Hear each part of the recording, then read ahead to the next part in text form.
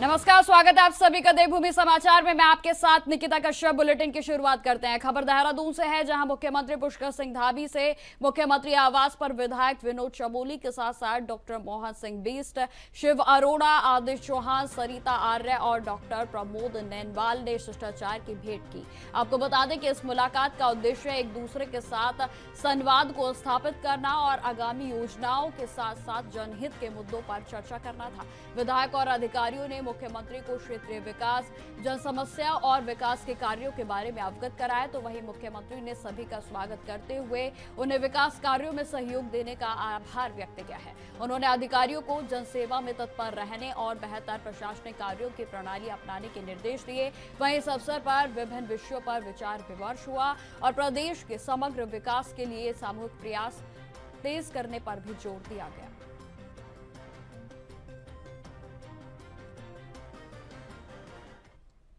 खबरों में आगे बढ़ते हैं। उत्तराखंड में लगातार प्राकृतिक का कहर जारी है, जहां लगातार हो रही बारिश से मैदानी क्षेत्रों में अब भारी परेशानियां देखने को मिल रही हैं। आपको बता दें कि औरंगाबाद बुग्गावाला मार्ग बाधित हो गया है और जिससे रसूलपुर की पुलिया टूट गई और सड़क पूरे तरीके से प्रभावित हुई है, जहां संपर्क पूरी तरीके से बंद हो गया है। तो वहीं भारी वाहन और चार पहिया मार्ग पर रुक गए हैं और जिससे कि लंबी कतारें लग गई। आपको बता दें कि इस स्थिति में केवल मोटरसाइकिलें ही चल पा रही हैं, जहां स्थानीय लोगों को भारी कठिनाइयों का सामना करना पड़ रहा है। तो वहीं किसानों की करोड़ों रुपए की सब्जी की फसल पानी में डूब गई, जिससे कि ग्रामीण इलाकों में भी हड़कंप मचा हुआ है। तो वहीं स्थानीय जनता प्रशासन ने तुरंत वैकल्पिक मार्ग और पुल की मरम्मत की मांग कर रही है, ताकि जनजीवन को सामान्य किया जा सके, वहीं कृषि के नुकसान को भी कम किया जा सके। इसका भरोसा नहीं है।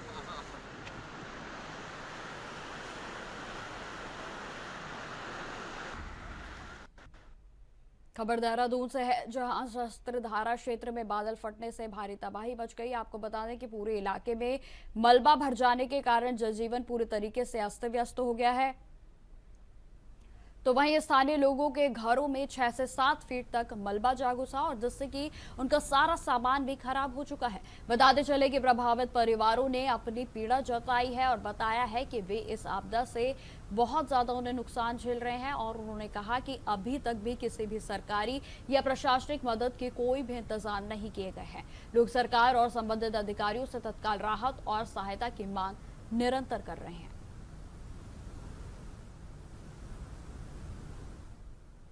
यहाँ पर नुकसान इतना हो चुका है कि जिसकी कोई था नहीं है, क्योंकि घरों में इतना मलबा है कि 4 फीट से ऊपर 10 फीट तक पानी था। 4 फीट मलबा हर एक घर में भरा हुआ है। 3 दिन से निकाल रहे हैं, अभी भी निकला नहीं है। अभी भी लोग अपने परिवार जो जिनका घर है वो निकाल अपना खुद अपनी वो कर रहे हैं। निगम का आदमी आता था, आधे घंटे लगाई उन्होंने और चले गए। 3 दिन से यही चल रहा है निगम का कि आए और अपना थोड़ा सा मलबा निकाला और चले गए। कोई मतलब नहीं उनको कि ये आपदा का मतलब क्या करना है क्या नहीं करना, कोई मतलब नहीं किसी को। लेकिन गवर्नमेंट से कोई नहीं आया, कोई भी नहीं आया। सर जान का तो खैर नहीं हुआ, लेकिन माल का इतना नुकसान है कि किसी घर पे अपने कपड़े भी नहीं बचे। जो कपड़े लोगों ने पहन रखे मांग मांग के पहन रखे। न किसी बच्चे का कोई कोर्स बचा, न कोई कपड़े बचे, न कुछ जो सामान था वो भी बह गया। अब किसी का कुछ मैं मान के चलो कुछ नहीं बचा, सब वीरान है एकदम बिल्कुल। और प्रशासन से कोई मदद नहीं बिल्कुल, ना कोई नगर निगम से आया ना कोई आया। सिर्फ पार्षद थोड़ी बहुत अपनी हेल्प कर रहा है, जो जिनसे वो कर सकते उतनी कर रहे हैं, बस वो भी कहाँ तक करेंगे। सरकार से कम मदद मिलनी चाहिए। और ये जितने लोगों के घर में मलबा घुसा हुआ है वो हटना चाहिए यहाँ से। जब तक मलबा हटेगा नहीं, अपने घर के लोग बस सफाई भी नहीं कर सकते। कितना मलबा लोगों का? सर कम से कम 2-2 फुट मलबा है। अब कैसे करें, कुछ सामान तो कुछ बचा नहीं है। कम से कम इतना है कि घर की साफ सफाई करके रहने लेके रह जाए। अब लोग बात दूसरे घर में जा के सो रहे हैं। उत्तराखंड में मौसम का मिजाज अभी भी अनिश्चित बना हुआ है और जल्द ही राहत मिलने की उम्मीद भी नहीं है।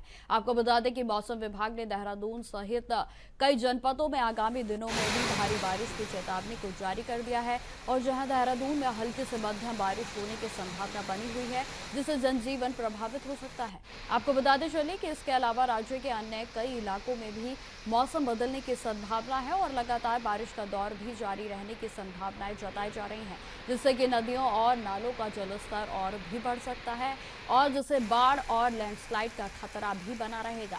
तो वहीं प्रशासन ने भी सतर्क रहने और आवश्यक तैयारियां करने के निर्देश दिए हैं ताकि बारिश के कारण उत्पन्न होने वाली समस्याओं से निपटा जा सके। तो वहीं आम जनता से भी सतर्क रहने और सुरक्षित स्थानों पर जाने की अपील की गई है।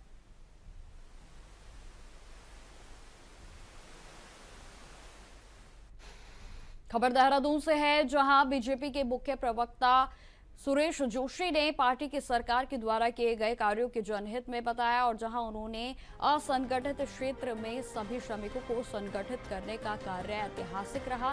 तो बताते चले कि जो 2014 से पहले संभव नहीं हो पाया था, तो ये तमाम बातें सुरेश जोशी की ओर से कही गई, जहां उन्होंने यह भी कहा कि सरकार ने प्रशासन में पारदर्शिता और ईमानदारी को सर्वोच्चता प्राथमिकता दी है और जहां जिससे कि जनमानस का विश्वास भी बढ़ा है। उन्होंने जानकारी दी कि देश भर में दिव्यांगजनों के लिए 75 विशेष कैंप आयोजित किए जा रहे हैं और जिसमें से 2 कैंप उत्तराखंड में ही लगाए गए। इन कैंपों के माध्यम से दिव्यांगों को सहायता उपकरण, चिकित्सा की सुविधाएं और अन्य जरूरी सेवाएं भी प्रदान की जा रही हैं। सुरेश जोशी ने इन पहलों को समाज के कमजोर और वंचित वर्गों के लिए सशक्तिकरण की दिशा में एक बड़ा कदम बताया और कहा कि बीजेपी निरंतर ऐसे कार्य कर रही है जिससे कि हर नागरिक को विकास के लिए समान अवसर मिल सके। कि आपने पहली बात तो देखी होगी कि जैसे हमारे देश का जो श्रम मंत्रालय था, अगर 2014 से पहले उस मंत्रालय का अगर आप रिकॉर्ड देखेंगे तो वहां पर कितने रजिस्ट्रेशन होते थे और आज कितने रजिस्ट्रेशन हो रहे हैं। और सबसे बड़ी बात क्या है कि जो ट्रांसपेरेंसी है, ट्रांसपेरेंसी इस तरह की है कि सारे ही रजिस्ट्रेशन आपके ऑनलाइन होते हैं और उसके लिए जो श्रमिक हैं, मजदूर हैं, जो किसी भी उस पर कवरेज नहीं होते थे पहले, अब उनके लिए बीमा योजनाएं हम लोगों ने लागू किए हैं। उनके परिवार में शादी होती है तो बच्चों के लिए 50,000 से लेके 1 लाख रुपए तक की मदद कर रहे हैं। जो श्रमिक काम करना चाहते हैं, टाइप ऑफ मतलब जो आपके लेबर्स हैं, उनके लिए कोई सिलाई मशीन किसी को मिल रही है, किसी को कारपेंट्री का किट मिल रहा है, किसी को अन्य सामान मिल रहा है।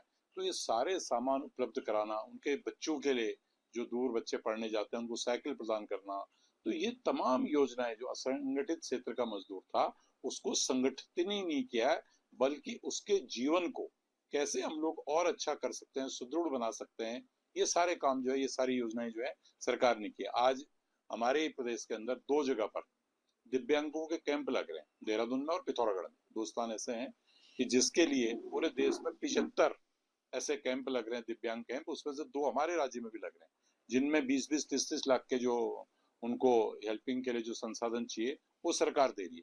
तो ये सोच जो है 2014 से पहले कहीं दिखती नहीं थी। देखिए, आपने पहली बात तो देखी होगी। खबर देहरादून से ही है, जहां जिला प्रशासन के सतत प्रयासों से रायपुर के मालदेवता मार्ग आज से ही आवाजाही के लिए पूरी तरह से तैयार हो जाएगा। आपको बता दें कि मुख्यमंत्री के निर्देशन में जनजीवन को सामान्य बनाने के लिए प्रशासन राहत और बचाव कार्यों में युद्ध स्तर पर जुटा हुआ है और जहां आपदा रेस्क्यू में तैनात अधिकारी, कर्मचारी, फोर्स, श्रमिक और आपदा मित्र वॉरियर्स सक्रिय पूरे तरीके से वॉरियर्स जो है वो नजर आ रहे हैं। आपको बता दें कि जिला अधिकारी ने मौके पर पहुंचकर उनकी हिम्मत और मनोबल को बढ़ाया और जहां एसडीएम सदर हरिगिरी ने नेतृत्व में मजार गांव के डॉग स्क्वाड की मदद से मलबों में दबे शवों की भी खोज जारी है। बताते चले कि प्रशासनिक टीम तेजी से सर्च ऑपरेशन चला रही है और आशंका की जा रही है कि 3 लोग मलबे में दबे हो सकते हैं। प्रभावित क्षेत्रों में सभी अधिकारी और विभाग ने मोर्चा संभाला हुआ है। तो वहीं डीएम ने स्पष्ट निर्देश दिए हैं कि अधिकारी और कर्मचारी संवेदनशीलता और जिम्मेदारी से अपने कर्तव्य का निर्वहन करें ताकि प्रभावित लोगों को जल्द से जल्द राहत मिल सके।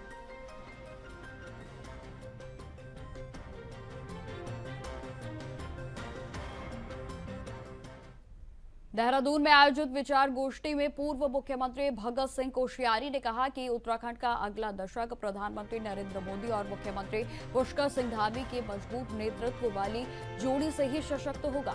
गोष्ठी में धामी सरकार के 4 वर्षों की उपलब्धियों को रेखांकित किया गया और जिसमें कि शिक्षा, स्वास्थ्य, पर्यटन, सड़क निर्माण और डिजिटल सेवाओं जैसे क्षेत्रों में किए गए कार्यों की भी चर्चा की गई। तो वहीं आपको बता दें कि गोष्ठी में विभिन्न विषय विशेषज्ञों और सामाजिक प्रतिनिधियों ने भाग भाग लिया और जहां सरकार की विकास की योजनाओं पर भी विचार रखे गए, तो वहीं वक्ताओं ने कहा कि धामी सरकार ने राज्य को नई दिशा देने का काम किया है और पारदर्शी प्रशासन, महिला सशक्तिकरण और युवाओं को अवसर देने की दिशा में कई सार्थक कदम उठाए गए। कोश्यारी ने कहा कि इन योजनाओं की निरंतरता ही उत्तराखंड को प्रगति के पथ पर अग्रसर करेगी।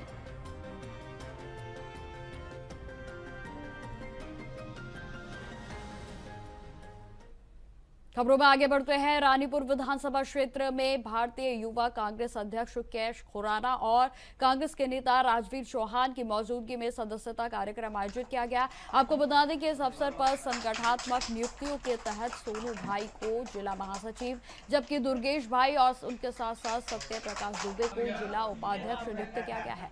बताते चले कि कार्यक्रम में बड़ी संख्या में कार्यकर्ताओं ने भाग लिया और कांग्रेस के संगठन को मजबूत करने की प्रतिबद्धता भी जताई। कार्यक्रम में बीजेपी पर निशाना साधते हुए कैश खुराना और राजीव चौहान ने आरोप लगाया है कि रानीपुर और हरिद्वार क्षेत्र में मतदाता सूची से छेड़छाड़ कर हजारों फर्जी वोटर तैयार किए गए। उन्होंने दावा किया है कि प्रधानमंत्री आवास योजना के लाभार्थियों के वोट जानबूझकर अन्य क्षेत्रों में दर्ज कराए गए हैं, जो कि लोकतंत्र को कमजोर करने का प्रयास है। तो वहीं आपको बता दें कि खुराना ने यह भी कहा कि बीजेपी नेताओं की मिलीभगत से वोट चोरी का खेल लंबे समय से चल रहा है और युवा कांग्रेस जल्द ही इस पर बड़ा अभियान चलाकर पारदर्शी चुनाव सुनिश्चित करेगी। राजवीर चौहान जिंदाबाद, युवा कांग्रेस जिंदाबाद।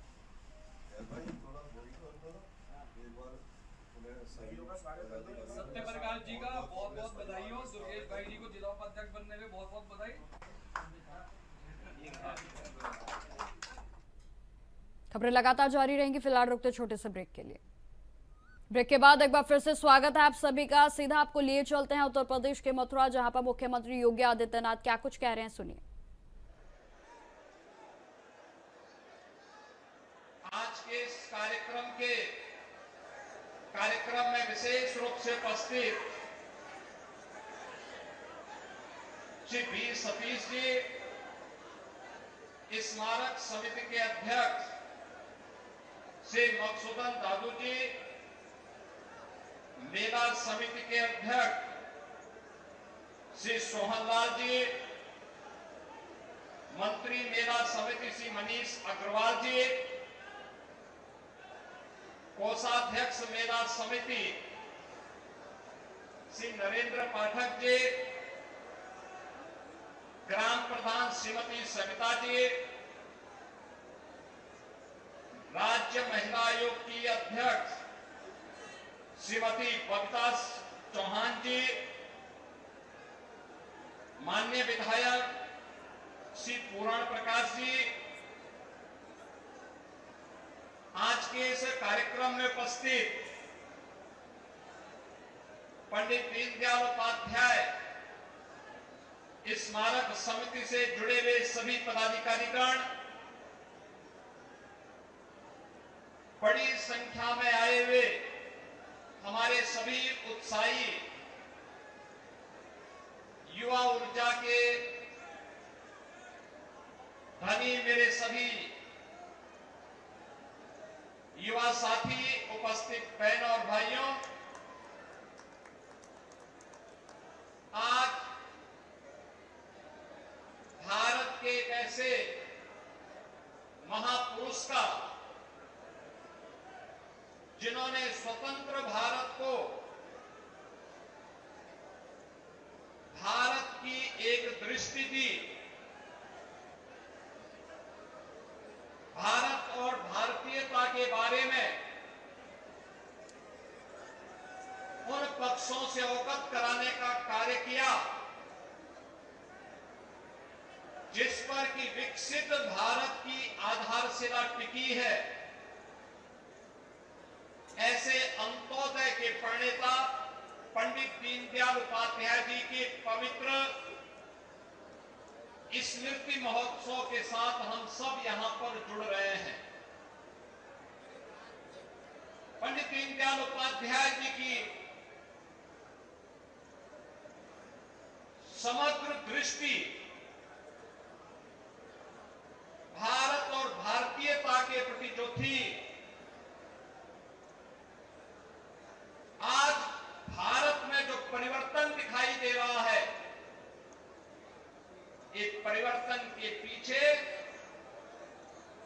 वही जीवन दृष्टि है जो पंडित दीनदयाल उपाध्याय जी ने 1950 के दशक में इस देश को और उस समय के यानी स्वतंत्र भारत को और उस समय के राजनीतिक नेतृत्व को बड़ी प्रखरता के साथ प्रदान किया था। पंडित दीनदयाल उपाध्याय जी का जो कहना था, हम देखेंगे उनको सूत्र वाक्य में उनके द्वारा कही गई बातें, हर हाथ को काम, हर खेत को पानी। अर्थनीति का आधार स्वदेशी होना चाहिए और किसी भी देश की आर्थिक प्रगति का पैमाना सबसे ऊंचे पायदान पर बैठे हुए व्यक्ति से नहीं, बल्कि समाज में सबसे नीचे बैठे हुए पायदान पर बैठे हुए व्यक्ति के माप से की जानी चाहिए। और आज आप देखते होंगे जो दृष्टि, जो विजन पंडित दीनदयाल उपाध्याय जी ने 1950 और 1960 के दशक में भारत के राजनीतिक नेतृत्व को, समाज जीवन को जो दृष्टि दी थी, आज उसी का परिणाम है कि पिछले 11 वर्ष में हम सब ने एक बदलते हुए भारत को देखा है। बहन और भाइयों, ये बदलता हुआ भारत 11 वर्ष में प्रधानमंत्री मोदी जी के नेतृत्व में, यही तो एक दृष्टि है जिसे मूर्त रूप लेने में भले ही 60 वर्ष लग गए हों, लेकिन पंडित दीनदयाल उपाध्याय जी का सपना साकार होता है जब भारत आज प्रधानमंत्री मोदी जी के मुंह से वोकल फॉर लोकल और स्वदेशी के मंत्र को सुनता है और उसको प्रभावी ढंग से जमीनी धरातल पर उतारते हुए देखता है। परिणाम है भारत का ये मॉडल प्रत्येक क्षेत्र में आज दुनिया के लिए एक नई प्रेरणा बन जाता है। कौन सा ऐसा क्षेत्र है जिसमें पिछले 11 वर्ष में भारत ने अभूतपूर्व प्रगति न की हो? कौन सा ऐसा क्षेत्र है? और ऐसा नहीं कि जब भी भारतीय जनता पार्टी को अवसर प्राप्त हुआ, इससे पहले स्वर्गीय अटल बिहारी वाजपेयी जी प्रधानमंत्री बने थे, ग्रामीण भारत की अर्थव्यवस्था को मजबूत कैसे करना है, प्रधानमंत्री ग्रामीण सड़क योजना के माध्यम से गांव-गांव की कनेक्टिविटी को सुदृढ़ करने का कार्य हो, अंतिम पायदान पर बैठा हुआ व्यक्ति भूखों नहीं मरेगा, उसके लिए अंत्योदय, अन्नपूर्णा, बीपीएल और एपीएल की अन्न की योजना उन्होंने लागू करके जनजातीय क्षेत्रों में 1 रुपये किलो उस समय उन्हें चावल उपलब्ध करवाने का काम जनजातीय क्षेत्रों में किसी ने किया था? स्वर्गीय अटल बिहारी वाजपेयी जी ने किया था।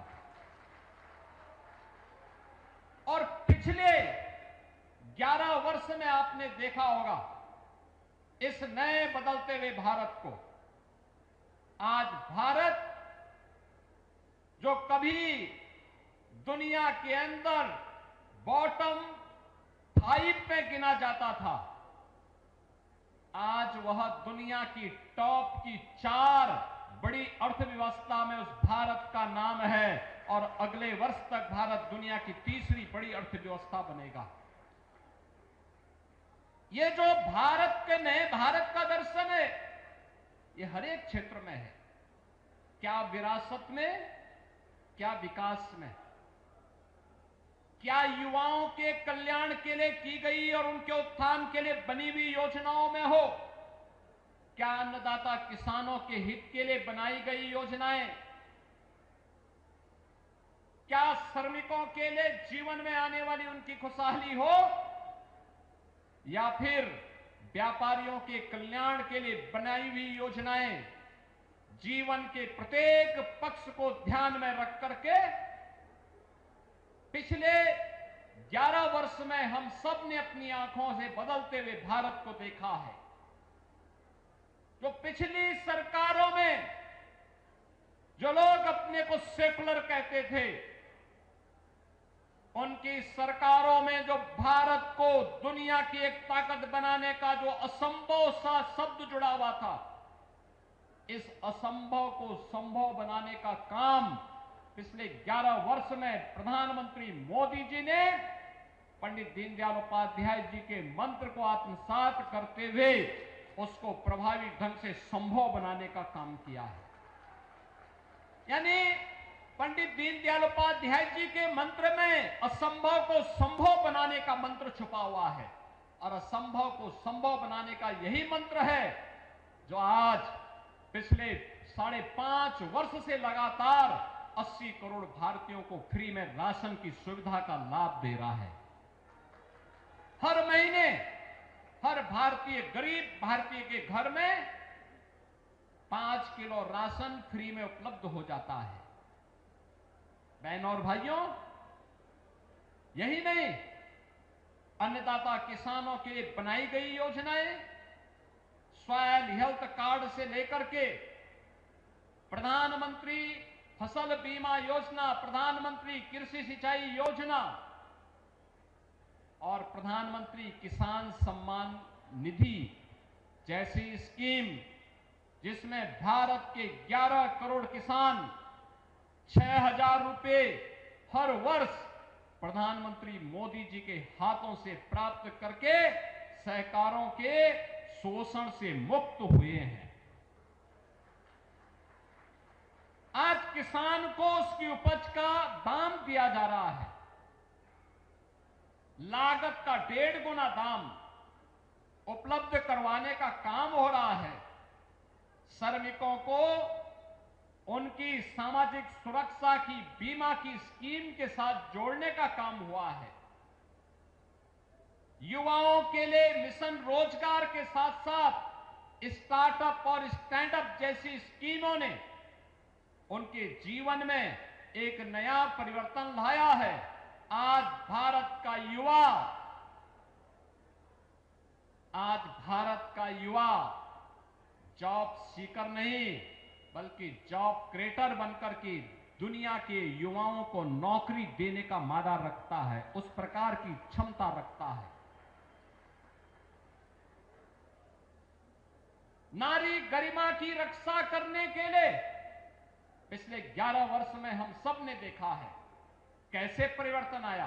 बेटी बचाओ बेटी पढ़ाओ का कार्यक्रम हो, मातृ वंदना का कार्यक्रम हो, फिट इंडिया मूवमेंट का कार्यक्रम हो, खेलो इंडिया खेलो का कार्यक्रम हो, या नारी शक्ति वंदन अधिनियम के माध्यम से नारी गरिमा की सुरक्षा, उसके सम्मान और उसके स्वावलंबन के लिए चलने वाले अनेक कार्यक्रम, जिसका एक मॉडल अभी कुछ देर पहले यहां पर मैं दीनदयाल धाम में भी देख करके आ रहा हूं।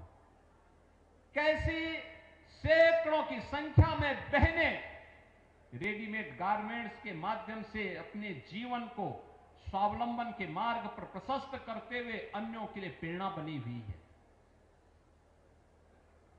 गौ आधारित खेती इस स्वदेशी का बेहतरीन मॉडल है।